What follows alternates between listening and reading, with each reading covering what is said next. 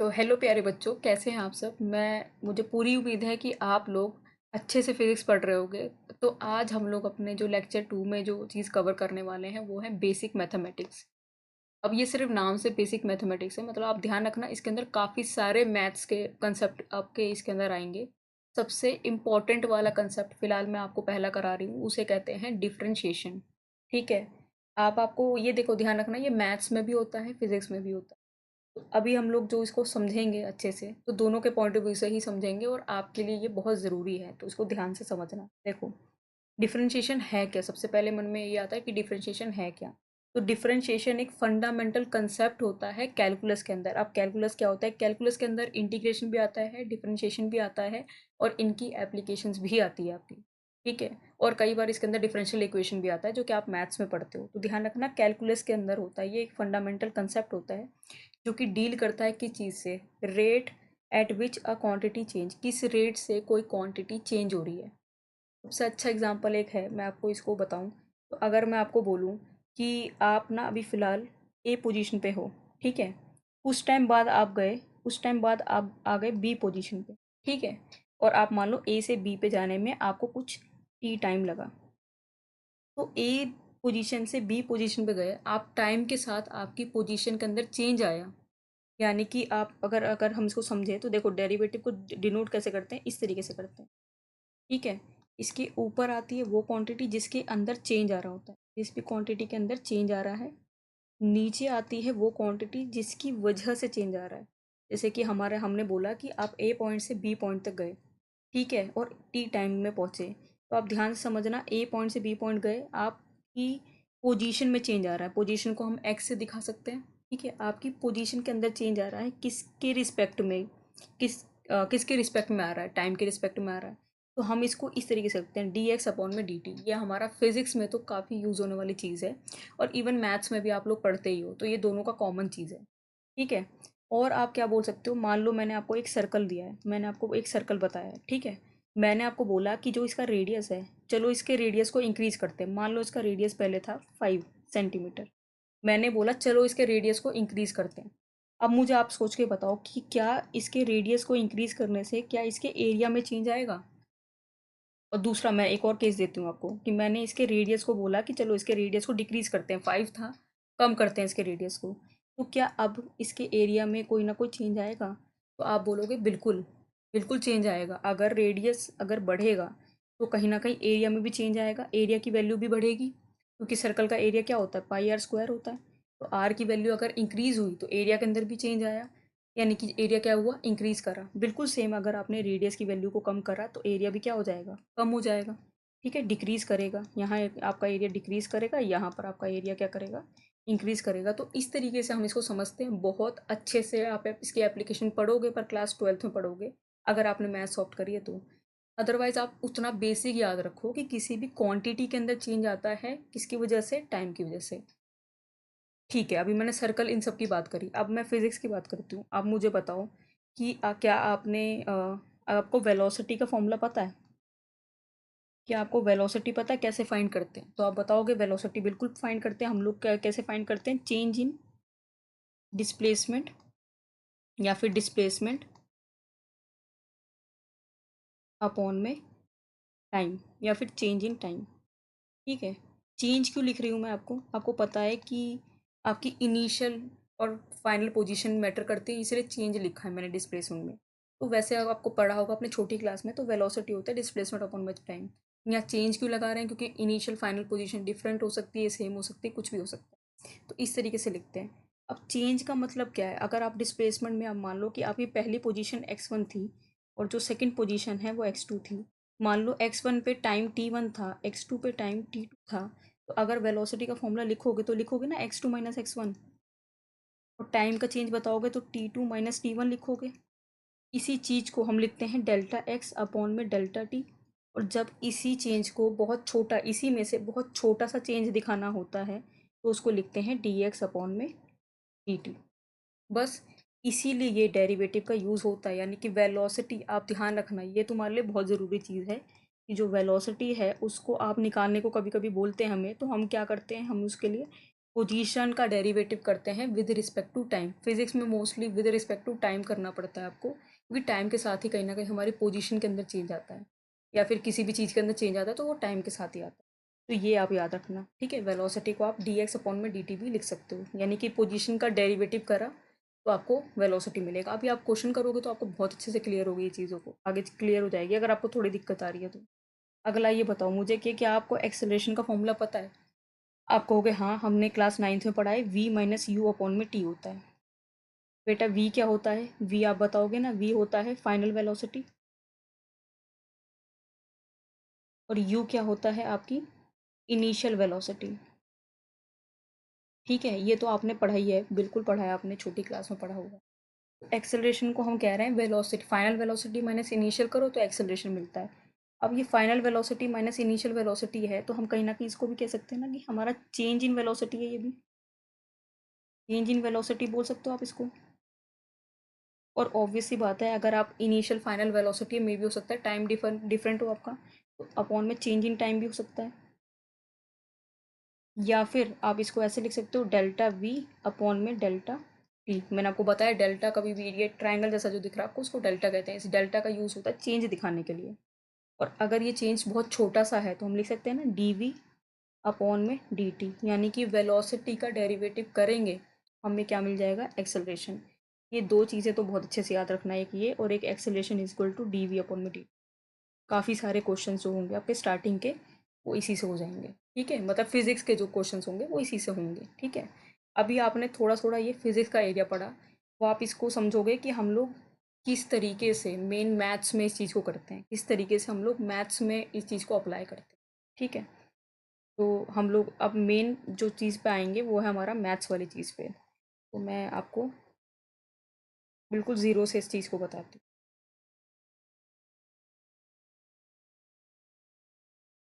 देखो, जब भी डेरिवेटिव करना है तो आप हमेशा ऐसे ही लिखोगे डी अपॉन में ऐसे डी, ठीक है। अब मैथ्स के, अब ये आप ध्यान रखना, ये मैथ्स के पॉइंट ऑफ व्यू से मैथ्स के फॉर्मूले लिख रहे हो, मैथ्स के हिसाब से लिख रहे हो, तो हमेशा मैथ्स में हम लोग एक्स के रिस्पेक्ट में, most of the time x के रिस्पेक्ट में चीज़ें करते हैं, तो फॉर्मूले भी मैं आपको उसी के हिसाब से लिखवाऊंगी।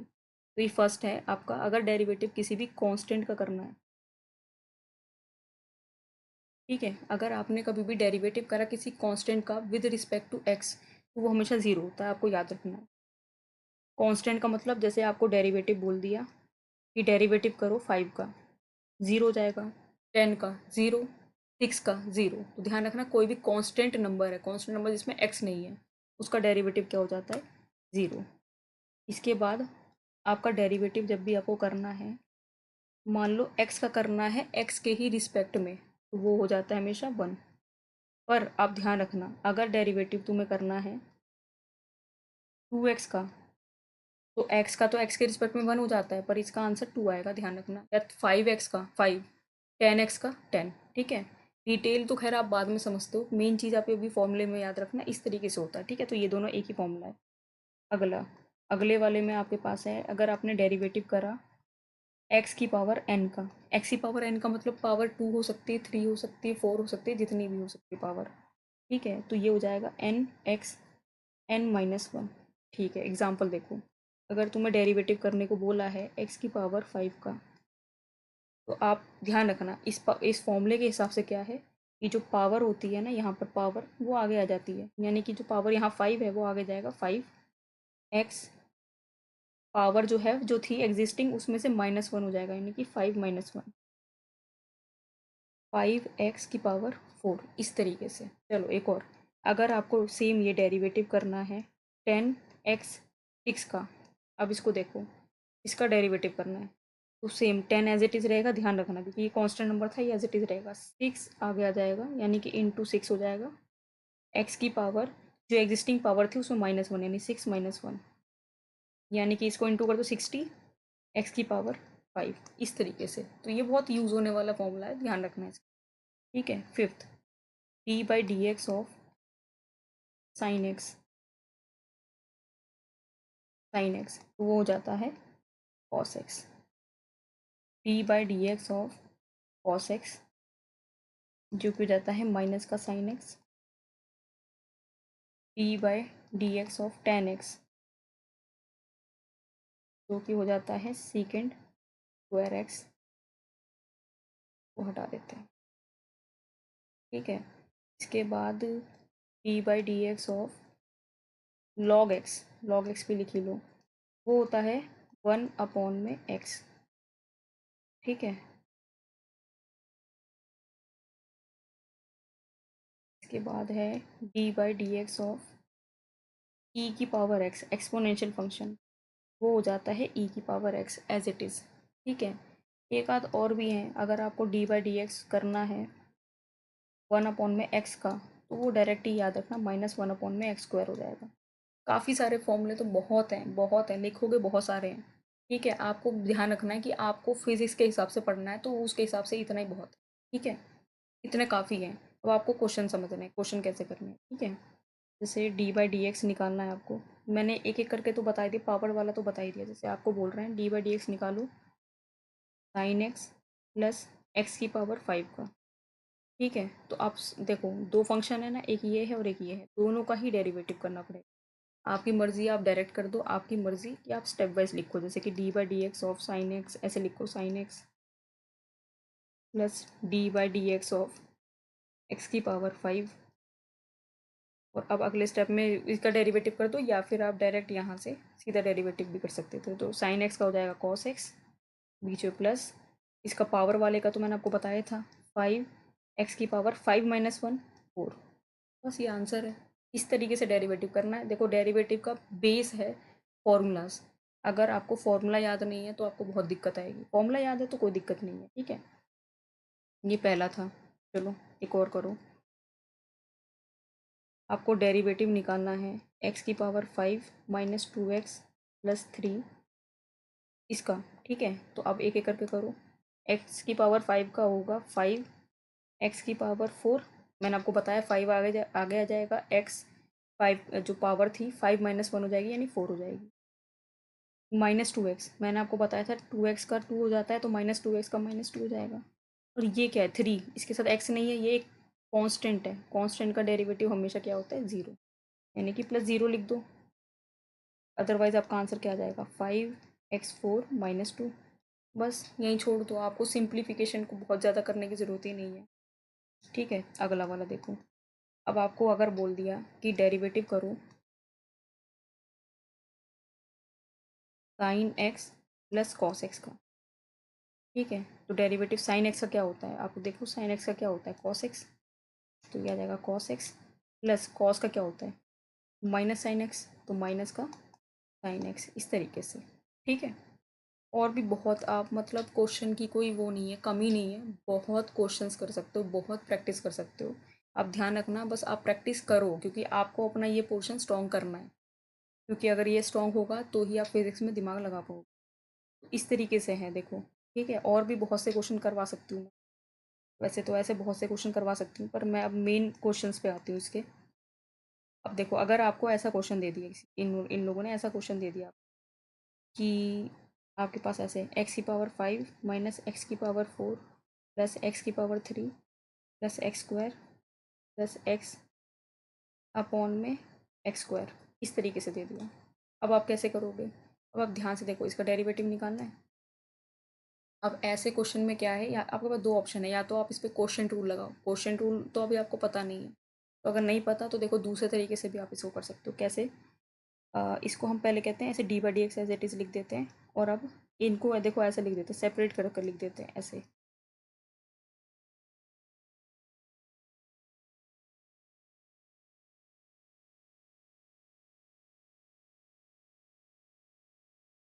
इस तरीके से ये एक स्टेप पीछे कर दिया आपने काम, समझ रहे हो? आपने इसके बाद एलसीएम लिया होगा तो वही बन गया होगा ऊपर वाली चीज़।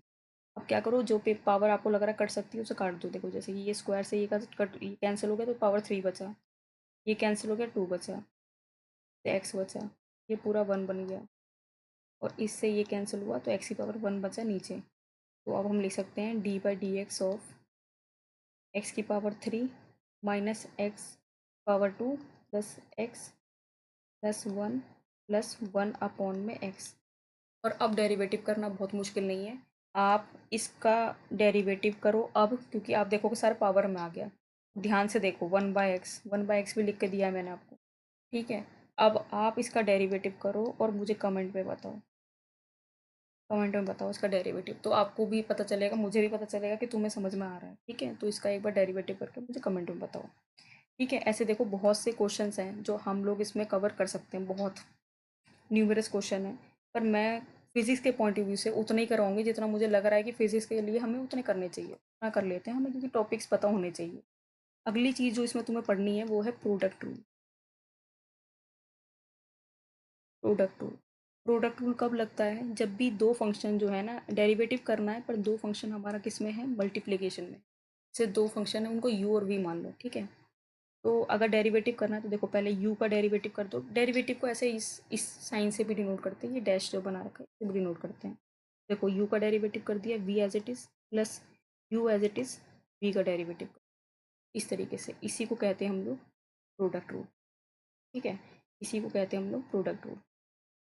आप बहुत आराम से इसको सीख लोगे, बस थोड़ा प्रैक्टिस करो, आराम से आ जाएगा।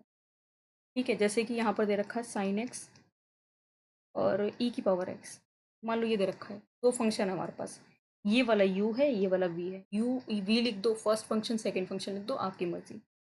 अब डेरिवेटिव करना है तो देखो डेरिवेटिव पहले क्या कर देते हैं, साइन एक्स का डेरिवेटिव, उसको ब्रैकेट में डाल के ऐसे लिख देंगे, ई की power X as it is, plus फिर क्या करेंगे, sine x as it is E की पावर एक्स का डेरिवेटिव। साइन एक्स का डेरिवेटिव कॉस एक्स, याद हो ही गया होगा कर करके आपको, ई की power X as it is, plus sine X, E की पावर एक्स का डेरिवेटिव ई की पावर एक्स। अब एक काम और कर सकते हैं, ई की पावर एक्स को कॉमन ले लें तो ये बन जाएगा cos x plus sine x. बस ये आंसर हमारा। ठीक है, बहुत आसान है, रूल याद रखो, बहुत आराम से हो जाएगा। एक और क्वेश्चन करो इसका, d/dx tan x log x। देखो मैं न्यूमेरिकल ऐसी वैल्यू वाला नहीं करा रही, एल्जेब्रिक वैल्यू वाला, वो मुझे लगता है कि थोड़ा आसान है, वो आप कर लोगे, इसलिए ये वाला बता रही। ये u है, ये v है। ठीक है, डेरिवेटिव करना है, tan x का डेरिवेटिव करेंगे पहले, log x as it is, plus tan x as it is log x का डेरिवेटिव। इस तरीके से tan x का derivative secant square x log x, plus tan x as it is log x का आपका derivative हो गया 1/x। यही हमारा आ गया आंसर। बस इसके आगे कुछ करना ही नहीं, ज़्यादा सिंप्लीफिकेशन करने की आपको ज़रूरत है ही नहीं। आप ध्यान रखना, आपको क्या करना है, सिंपल, अपना सिंपल अप्रोच रखो। रूल पता होना चाहिए, रूल के अकॉर्डिंग ही करना, बिल्कुल अपनी मनमर्जी नहीं चलानी, रूल के अकॉर्डिंग ही करना ही है। ठीक है, तो ध्यान रखना रूल के अकॉर्डिंग ही होना चाहिए। ठीक है, ये हमारा है प्रोडक्ट रूल। अब आप क्वेश्चन बहुत से और भी कर सकते हो, वैसे मैं एक और क्वेश्चन दे देती हूँ आपको होमवर्क में, आप उसको एक बार ट्राई करो। ठीक है, एक बार आप लोग दिमाग लगाना इस, ठीक है। जैसे कि एक्स स्क्वायर है और साइन एक्स है, इसको एक बार आप खुद से एक बार ट्राई करो। ठीक है, प्रोडक्ट रूल ही लगेगा, आप इसको भी एक बार ट्राई करो, फिर मुझे बताना कि क्या आ रहा है। ठीक है, चलो प्रोडक्ट रूल हो गया, अब है हमारे पास क्वेश्चन रूल।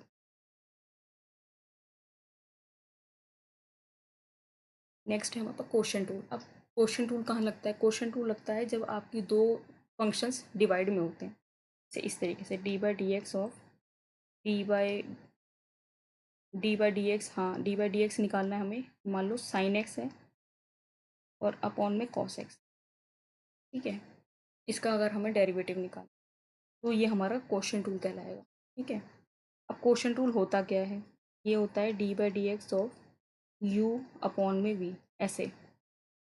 तो यहाँ पर क्या होता है, u का derivative v as it is minus u as it is v का डेरिवेटिव अपॉन में v स्क्वायर, इस तरीके से। ये हमारा होता है क्वेश्चन रूल।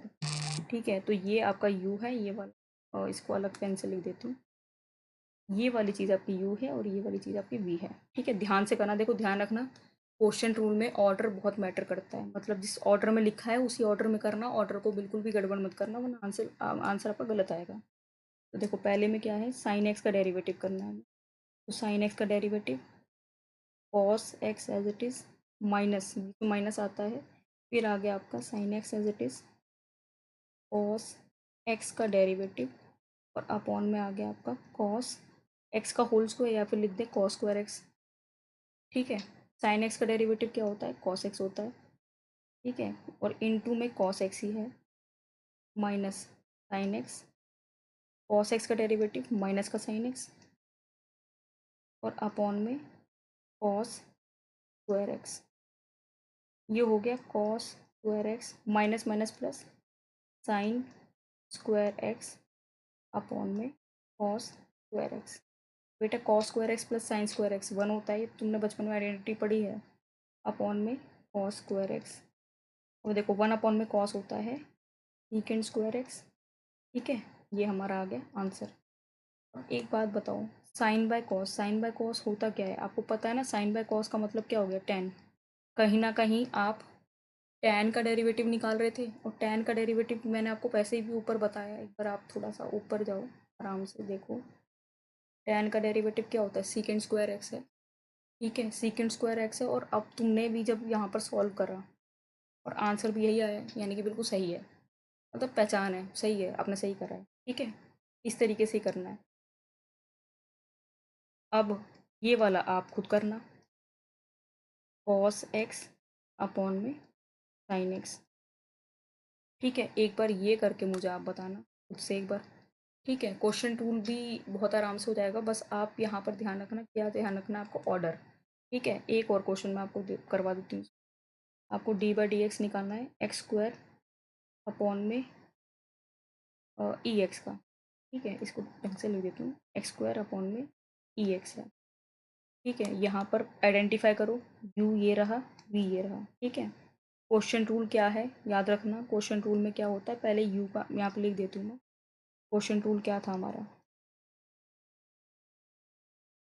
यू का derivative v as it is minus u as it is v का डेरिवेटिव अपॉन में वी स्क्वायर।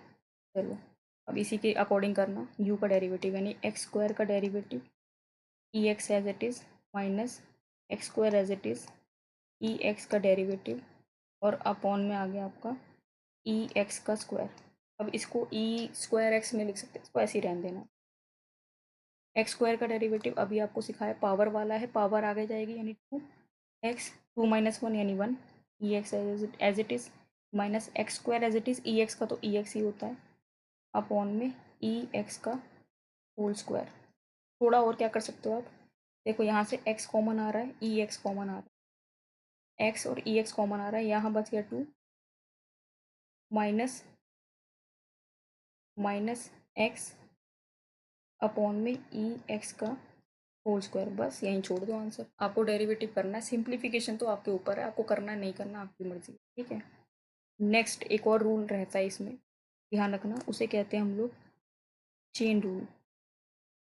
अब ये बहुत ज़रूरी है और यही बहुत दिक्कत करता है लोगों को, ठीक है। चेन रूल, चेन रूल कोई फॉर्मूले से नहीं समझ में आएगा, कोई फॉर्मूले से समझ नहीं आएगा। देखो चेन रूल तुम्हें ऐसे समझ में आएगा, मैंने तुम्हें कोई क्वेश्चन दे दिया, साइन के थीटा में दे दिया कॉस एक्स, यहाँ चेन रूल लगेगा, ठीक है।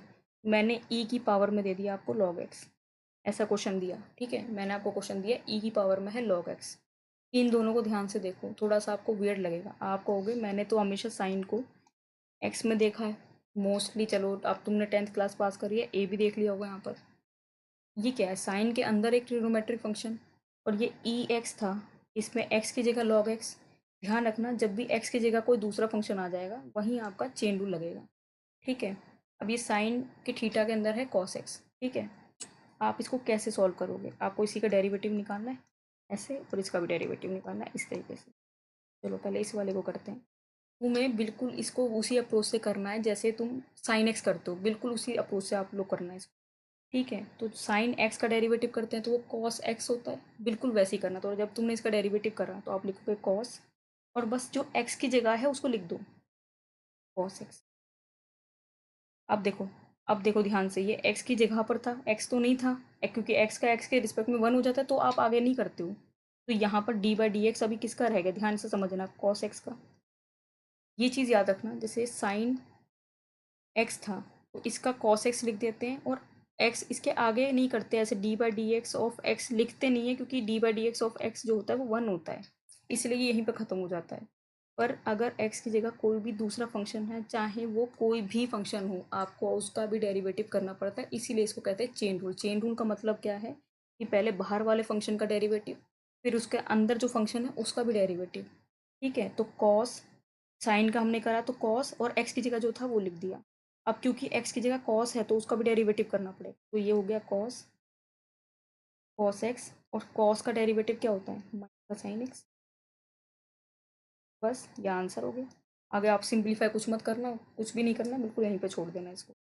ठीक है, आप समझे। इसको देखो, अब इस वाले को देखो, बिल्कुल वैसे सॉल्व करो जैसे ई एक्स को करते हो, ऐसा नहीं कि कोई अलग अप्रोच लगेगी, बिल्कुल वैसे ही करना है। बस ये ध्यान रखना एक्स की जगह पर जो भी फंक्शन है उसका भी डेरिवेटिव होगा। तो ई एक्स का करते हैं तो ई की पावर एक्स ही आता है, यानी कि ऐसे आ जाएगा।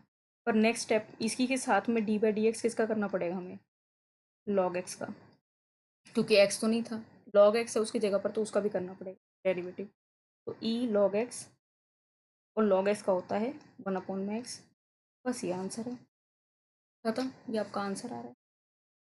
तो बहुत आसान है, चेन रूल आप ध्यान रखना, बस आपको देखना पड़ेगा एक्स की जगह पर कोई दूसरा फंक्शन है तो उसका भी डेरिवेटिव होगा। पहले बाहर वाले का करो, फिर उसके अंदर वाले का डेरिवेटिव करो, और चाहे उसके अंदर भी कोई है तो उसका भी करो।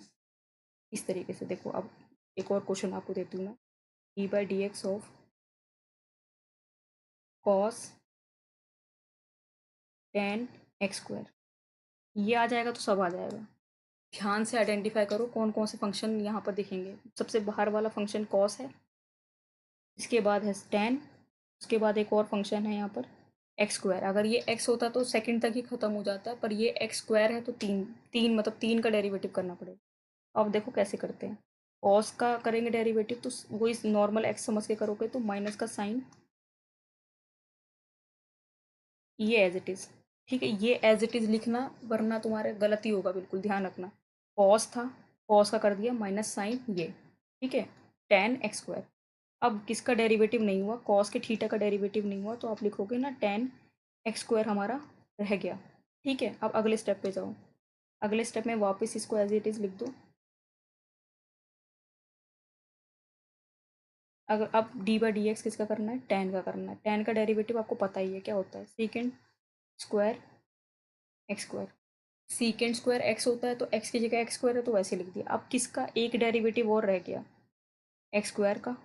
ऐसे करना है, आप ध्यान रखना, स्टेप बाय स्टेप करना है। बस इसमें ये बच्चे कंफ्यूज हो जाते हैं इस चीज़ में कि वो लोग क्या गड़बड़ करते हैं, वो ये नहीं लिखते, मतलब जैसे साइन लिखा तो यहाँ एक्स लिख दिया, ये गलती कर देते हैं वो लोग, बहुत बार गलती करते हैं। अगर डेरिवेटिव कर रहे हैं और ये कर रहे हैं आगे स्टेप में, पर यहाँ पर साइन एक्स लिख देते हैं। साइन एक्स नहीं लिखना, साइन की मतलब जो भी इसके थीटा है वही एज इट इज़ लिखना है यहाँ पर। इसके बाद आपने टेन का थीटा जो है वही यहाँ पर लिखना है, फिर अगले स्टेप में उसका डेरिवेटिव करना है बस। ठीक है, तो अब एक स्टेप का और रह गया, बस आंसर आ जाएगा, sine tan x square secant square x square, और एक्स स्क्वायर का डेरिवेटिव हो जाएगा आपका 2x।